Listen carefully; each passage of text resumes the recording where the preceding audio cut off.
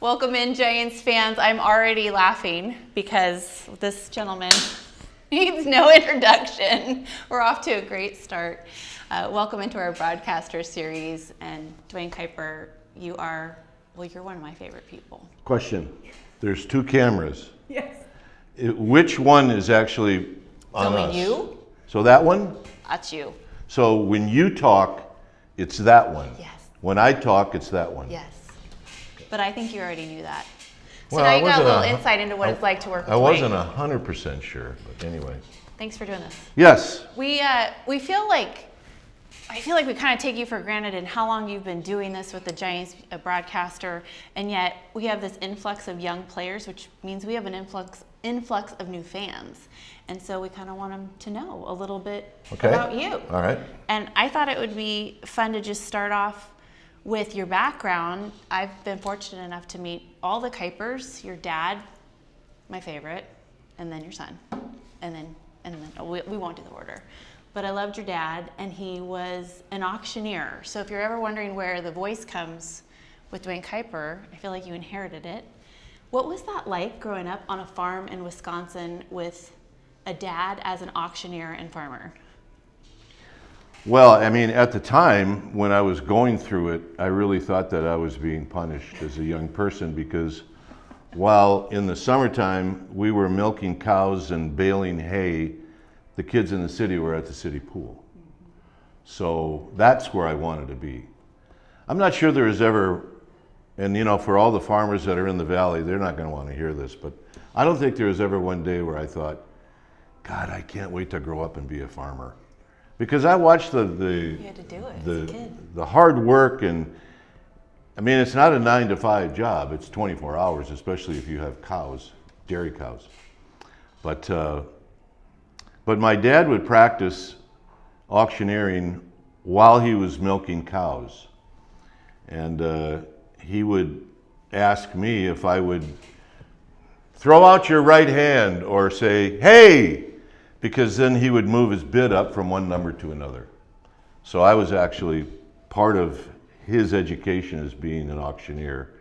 And he did have a great voice. Yes. And he was a really cool guy. So thanks for remembering him, because he was great. I loved your dad. Yeah, he was. But when we hear your voice, it's so iconic, and I know that it comes from him. At what point did you ever, I mean, I know as a broadcaster you've been told many times about your voice, but like growing up, did you know you had some good pipes? Did you ever practice broadcasting as a kid? I don't know, Amy. I've heard highlights from games that I did when I first started out, and it doesn't seem like I had that voice then, but kind of developed the broadcaster's voice as the seasons went on. I know guys that I've known for years, some have since passed away, heavy drinkers, heavy smokers, and that helped develop their voice. It's not really a great idea. Not what kids should go do, though. But Let's just make that clear. Of course, but as time went on, I think I went from the voice here Higher. to the voice here. Yes. And that kind of just developed. I don't like to hear highlights from the middle 80s to like the early 90s. Really? That's too No, bad. this sounds like it sounds like the little squeaky brother Kuiper instead of me. Okay, well, I have something for you. Now I don't feel too good about showing you, but I wanted to show you this because I was surprised at how much your voice has changed. But also, your buddy's in this, so let me get it ready to go. But I want you to watch it, and then I have a question for you, okay? And now, join Steve Vizion, Ron Fairley, and Duane Kuiper next, right here on Channel 2. From Dodger Stadium, it is Game 3 of this series between the Dodgers. So that's and the Ron Giants. Fairley. The Dodgers have won the first 2 games, and today it will be Orel Hershiser, a 16-game winner, going against Kelly Downs, going after win number 12. Hello, everybody. I'm Ron Fairley, along with Duane Kuiper. Steve Fiziak will be with us in just a second. And Duane, This ball game very, very important for the San Francisco Giants. A good pitching matchup today. Well, let's look at it as far as what the opposition has done against both of these pitchers. Against Oral Hershiser, opposition is hitting .227. Against Kelly Downs, only .217. So I guess the bottom line is both of these guys, right-handers, are very tough. But I guess you can throw that out the window. It's the Dodgers and the Giants. And it's always going to be a good game. And it was a good game last night. And one of the principals in the game last night, Mike Krukow, he pitched an outstanding game. Let's go down to Steve Fiziak and that conversation. Ron, I'm here with last night's starting pitcher, Mike Krukow. Is he going to put his bubble gum on top of his hat? And the big question today is, how do you feel? Yes, I he feel does. Good. You know, I was so excited to get into a big league game last night. It's been a long time. I've sort of been backing up to the paycheck window here the last few weeks. So his voice is different. Last night was a chance to get back into a big league game and help the team out, and I was pumped. So today I'm sort of euphoric still. I'm got a little adrenaline going, and I'm not too stiff. I would know if I would have any unusual stiffness, but I'm fine. I'm over the hump. Like Doc Campbell said, he said it's going to come slowly. You have to be patient with it.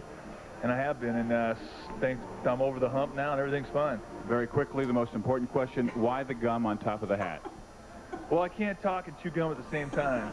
And I don't want to waste it. It's just too good. I just got it broken in. All right. Well, that hasn't changed. Set to go in about 4 or 5 days. We'll be He back has not changed with the starting at all. lineups and play-by-play Steve hasn't action. changed. Oh my gosh. So, Okay, so my only thought about what I said to Ron Fairley is I was analytics driven before even analytics. You really were. It's like, what was I doing? You Who were cares about way ahead what of the Kelly trend. does? It's like, geez. But you kind of say that because you're like, it really doesn't matter. It's Giants and Dodgers. Well, You it knew. really didn't matter, but I should have had something better to say than that. Well, here's my question. What do you have to say to that young man in that video? That one there, That one there. What would you say to him today? you've carved out a nice career.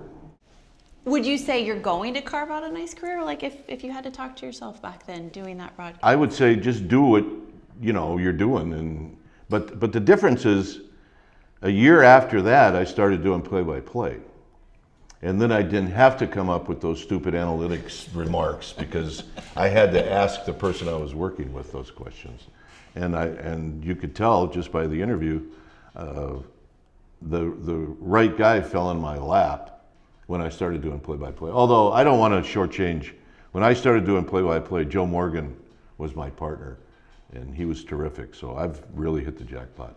What can you share about the mentors that you've had in your career and the role that they played, whether it was Joe or Hank or Lon? Yeah, and I'll even go back to when I was a kid and baseball on the radio was it. And my two guys in Milwaukee were Earl Gillespie and Blaine Walsh. And when you're on the farm and you've got a lot of acreage and your neighbor's 2 miles away, you end up playing a lot of games by yourself, throwing the ball on the roof, throwing the ball up against the barn, and you end up doing play-by-play when you're doing it, right? I mean, look, my batting order was really simple. Aaron led off, Eddie Matthews hit second, and I hit third. Of course you did. And I wasted all my home runs on the farm. And then when I got to the big leagues, I didn't have any left. You did. You had one. I had one, but one was better than none. And there's more mileage out of one than two. Absolutely. So I forgot what your question was, but I would probably tell that young broadcaster, just keep doing what you're doing. And if you get a chance to do play-by-play, take it. Yeah. Don't say no. And when they offered it to me, I said no. Why? Because it was way out of my comfort zone. And Corey Bush at the time, our boss, said, well, you don't have any choice. That's what you're going to do. So that's how I started. So the question was about your mentors, and you mentioned the Milwaukee. Right. Well, at that time, Hank Greenwald was in the radio booth, and Joe had done TV for a number of different outlets, so he was not seasoned, but he had done it before. And I learned a lot from Hank, and I learned a lot from Ron Fairley. Ron Fairley taught me how to keep score, because I didn't want to keep score. I was like, I can remember everything. But if you're doing play-by-play, you have no choice. You got to keep score. So those are two guys that were really important. And then just the opportunity that Corey gave me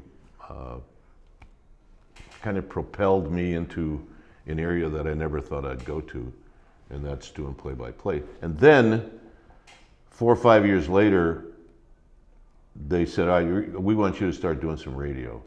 And then that's a whole new ball game. Right. I wanted to ask you about the differences that you have to apply Well, I mean, to each craft. you know, when you're doing TV, you're really kind of just responding to what the people are seeing at home. And you kind of have to set up the color guy because he's maybe the most important guy on TV because he's analyzing things. On radio, you really do have to visualize that you're sitting in the ballpark next to someone that is blind, that can't see, and you're going to tell that person everything that is happening on the field. Because they can hear the crowd, and you have to give them in their mind what's going on to play along with the crowd. And I would have to say that if someone described me, it would be probably a quiet play-by-play guy because I don't talk that much. That's not how my mom describes you. Well, I would appreciate your mom describing me in another way. She says you're the best at it. Dwayne's the best. Maybe I He's could just get a- the best. maybe Everybody I- should do it like Dwayne. Maybe I could get a hot meal from her. I bet you could. But Bob would be there too. That's all right. You can chaperone. FP Santangelo mentioned now he's making this transition into play-by-play. And he mentioned advice that you offered to him was to remind the fan base that you're talking to how hard this game is. How important is that to you as a former player doing play-by-play, which is fairly rare, Right. that people know if you're not going to criticize and tear them down, you're going to explain the game and how hard it is. Well, I think Mike and I's philosophy over the years is there's going to be somebody in the Giants clubhouse that's watching. And those were the early years before now you can go home and you get on your iPad or your computer and you can dial up the game. And Madison Bumgarner used to do that after every start. And we would know that because he would remind us the next day of, oh, well, you said this and blah, blah, blah, blah. So anyway, if you think about these guys' parents are watching, their wives are watching, they may be watching, and now the era is they will watch afterward. You have to tone down any criticism. Look, ball goes between the second baseman's legs. Look, it happened to me. Right. Why did it happen? And maybe it stayed down, maybe it came up, maybe it was a bad hop. It happened. So you just don't beat the guy over the head over making a mistake. And I think that's why over the years Mike and I had developed such a good relationship with the players on the field because we don't hit them over the head over a mistake. You also And we understand. applaud them, obviously. And we've had a lot of players to applaud. I mean, the years have been great. So that's what I always appreciate in having worked with you and Mike for so long. Not only what I learned by listening to you, but you would always say if an error was committed, nobody's going to be harder on himself than the player. Of course. It's a play he knows he should have made. Leave it at that. Now give him a chance to make up for it, either at the Right. plate or in another. Yeah. So I always appreciated that. And so do they, and we knew that, and we're not. That's not something that's going to change. Okay, so there's a lot of ways I can go off of what you're saying, but I want to bring up 1993. In getting ready for this interview with Duane, I didn't have to do much preparation because I feel like I know you pretty well in your career, and I was writing down my questions, and I was like, 1993, he left to call for the Rockies. And Paul, my husband, who knows Duane really well too, was like, I didn't know Duane did that. I did not know he ever left the Giants. What can you share about 1993 and what was the impetus to leaving? And the Giants had a crazy season that year. Was that hard to be Right. away? Yeah. I think I lost my mind that year. So August, September of '92, we get a report that Bob Larry has sold the team to somebody in St. Petersburg. I don't remember the guy's name. And we were informed that you guys won't be going. So if you want to continue your career as broadcasters, go find a job. So I did. And literally days after I inked the deal with the Rockies on a 3-year deal, Giants are saved. They're going to stay. 11th hour. So would I like to go back and renege the deal? Absolutely, but I couldn't do it. So right around September of 93, while the Giants are just tearing it up, and I'm losing my mind, because Michelle and the kids are in Danville. We're trying to sell the house. We found a house in Denver. Nobody buys the house, thank God. And the Giants are in Denver playing the Rockies. The hotel I'm staying at is where the team's staying at. And Larry Nibby and Harmon Burns and all those people are in the bar after the game. And you know, I'm going to leave out Pat Gallagher. I'm going to leave out really important people. But they said, would you like to come back? And I said, would I like to come back? Are you serious? Yeah. So by working the edges, they talked to Larry Bear. And Larry said, well, let's see if we can get you out of your contract. Right. And then we'll see if we can negotiate. And that's what happened. Greatest thing that ever happened. I'd be dead if I would have stayed in Denver. I would. Well, I would have started smoking again. I'd have been a heavy drinker. It would have been bad. And we would never have Duane and Mike. Well, you had Duane and Mike just a little bit but before then that. Officially 94. He That was joined it. you as your partner. Yep. And we got to travel together again and do all the things. You know, we were doing a podcast with Cole. Yeah. And Cole said, you know, the team's in Cincinnati. What would you guys be doing in Cincinnati? And we realized that we could tell a story about what we did in every city. I bet. Because we had a routine in every town, what we would do. All of it was good. There was nothing bad. Oh, I'm sure. Well, maybe when we were playing, not for him, but for me, there was other things going on. But we had a blast, and it was good. Did you two chat when you were playing together about broadcasting together? Was that ever a Well, I mean, we played around the dugout doing some stuff, and we had to make sure that whenever we were going to do that, it was in a long dugout where the manager, Frank Robinson or Danny Ozark, would be here, and then we'd be way on the other end.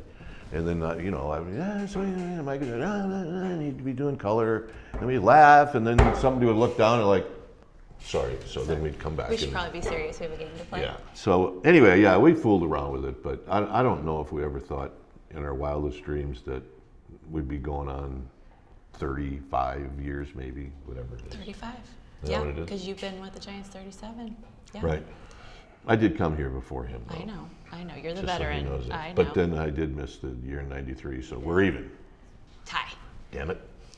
I'm sure you've been asked this. I can't even figure out how many times, but when you're asked about Mike, which you've been asked so many times about your friendship, it's literally one of my favorite friendships to witness.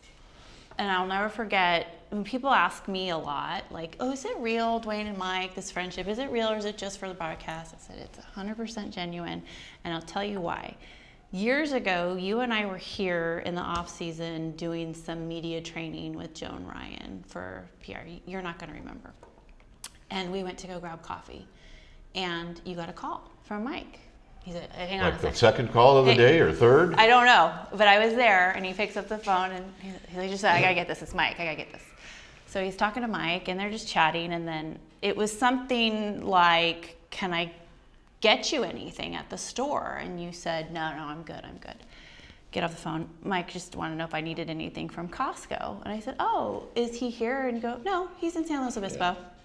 I think we had. I was like, I think we had this conversation a week ago where I'm on my way to Costco. Hey, Mike, you need anything from Costco?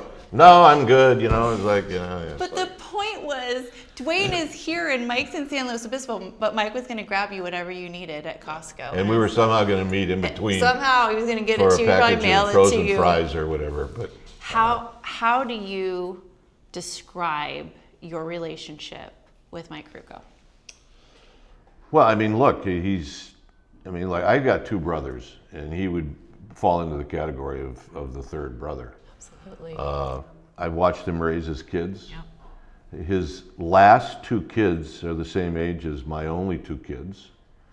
And, you know, went on trips together and watched those kids run around. And so, I mean, not only was he a great teammate, you know, obviously one of my favorites, but you know, he turns out where I get to go to work with a best friend, you know, every day, if we were still doing games every day. But we're doing 110, and that's just about what we can take.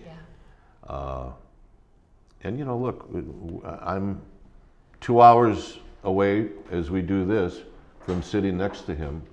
I'm probably a half an hour away from walking in the booth, and he'll say, "Smoothie, what's going on? How's the traffic?" You know, I know exactly what he's going to say, and then he'll judge my mood by whether the traffic was good or not, and he'll go, "Oh, sorry," you know. But anyway, I'll look forward to that You half look an hour forward that to I'll it see him every day. Every day.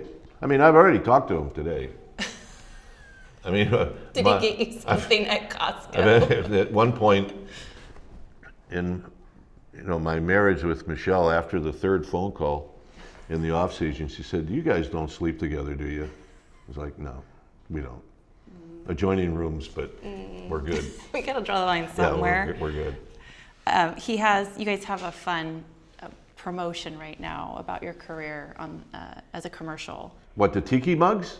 No, I do want to ask you about giveaways, but it's just about your relationship, your partnership over the years. And he says, quote, "We have the audacity to call this work." And I loved that. I mean, Mike's like, you know, the epitome of the one-liner. My favorite always is, "All he got was what the bird left on the rock," you know. But the gratitude, maybe, or what word would you use to have the career you've had, but along with your best friend? Yeah, just really lucky. I mean, you hit the jackpot twice by being a player and then a broadcaster, and then you hit the jackpot again by actually playing with the guy that you're going to end up broadcasting with for a long time. Do you allow yourself to get emotionally invested in a player? Or do you have to watch that? No, I mean, I think over the years we've got emotionally invested in guys like Will Clark, and I mentioned Rob Nen because that was, you know, like Cole's favorite, Yes. you know, and Robbie Thompson was. Well, and I know you're really close with Buster. Great relationship with Buster. But that doesn't really affect what we do. I mean, if Buster messes up, we have to mention that he messed up. But again, you know, don't hit him over the head with it. Buster also gets it. Yeah. Yeah. Okay, so you mentioned the tiki mugs. I do want to talk to you about giveaways and some of your favorites over the years that you've been here. I mean, I wrote down socks, gnomes, tiki mugs came to mind. There isn't another possible thing that they can stick Mike and I's face on. There's not. You know what I remember is you two, like a bobblehead, I guess, but you could push it and you guys said stuff. I never got that, but I remember. Well, that was probably the Candlestick days. We cleaned out our attic yesterday, my two kids and I, because it's just a mess. And I ran into 5 of those. Oh. And of course, they don't talk anymore. Darn. The kids were pushing the button. And it's like, well, it's 25 years old. There's battery acid in there. But yeah, I mean, gnomes, really? I just used them for a promo I had. I don't even to know do. what a gnome is, and here we are, Mike and I are. Cute little pointy I know. hat. They're in this backyard somewhere. They're lucky. I think this is 1, 2, 3. I think we've had 3 bobbleheads, and as God, I far as would've thought socks more. and everything else, Yeah, you know, socks I have no wise. idea, but they are running out of ideas about. Do you have a favorite? Or you're like, No, I "That's really cool." don't. I mean, the socks were cool because at my daughter's wedding, all the men wore those socks. But what they did is they canned Mike and paired it up where I was in both feet. So there's just these one somewhere- sock of Mike somewhere. Yeah, there's a bunch of socks of Mike that are just rolling around. around. I think we actually gave them to him. So I want to ask you, and we're almost done, World Series. So you had the honor of calling 4. So 2002, 10, 12, 14. I was looking forward to having the real big honor in 2002 because it was, I was doing the play-by-play. John was doing ESPN. Joe Angel was my partner, and of course Mike was doing color. And you know, we got so close.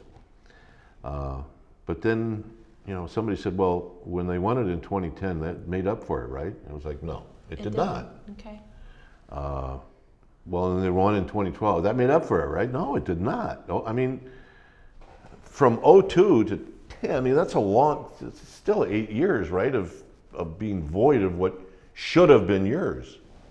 And even 2014, they were all wonderful. And I think those moments where the four of us all get to work together, and it doesn't happen like that in other organizations where here's the TV guys and here's the radio guys, and thus those two groups will never meet. Well, it's not that way with us because we all interchangeable. So I get to call 2010, the final out. Dave gets to call 2012. John calls 2014. So it couldn't have worked out any better. And that relationship with the four of you. It's great because of the, I mean, I despise the rap, but, you know, because I want to go home. I mean, I got to ride. I got to go across the bridge. I got to deal with the Caldecott Tunnel. I'd like to go home. So no long, that's why I want to punch Estes sometimes because his answers are like, He's a talker. I could be at Treasure Island by now, Sean, seriously. But anyway, the rap has been great because at the end of the game, we can get together and, I mean, we've had games where all of a sudden we're talking about D.B. Cooper, the guy who jumped out of the plane in Washington State somewhere. And John's like, oh yeah, I read that. He knows all the Yeah, background. they think they found his shoes. It was like, so the rap can end up going in 1,000 different directions. It doesn't even have to be about the game. So, and we get to show our personalities on the rap. This, the past few years for you, Duane, have not been easy. And I was curious how this game serves as a sanctuary for you. Yeah, it does. In a I think sense. two grandgirls actually. I have down here to ask you about being a grandpa, because that's what I was going to end it on. I am I'll never brag about my career. I'll never brag about my broadcasting, but I am a great grandpa. You are a good grandpa. But yeah, you know, look, I get used to coming to the ballpark. And when I was going through all the chemo in, what was it, when did they win? 2021 is when they won all those games. Mm-hmm.